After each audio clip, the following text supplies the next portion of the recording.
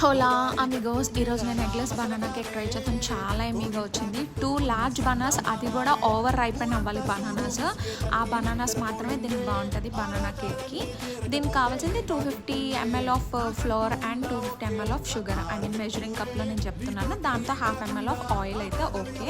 With vanilla essence and cinnamon powder, కొంచెం baking powder వేసుకొని మిగతావన్నీ మిక్స్ చేసుకోవడమే. ఇంకా కేక్ మనం ఎలా చేస్తాం అంటాం, కానీ ఇందులోని మస్ట్ అండ్ షుడ్గా ఫాలో అవ్వాల్సింది ఫోర్క్తోనే బనానాని స్మాష్ చేయాలి, మిక్సీ జార్లో మాత్రం వేయొద్దు.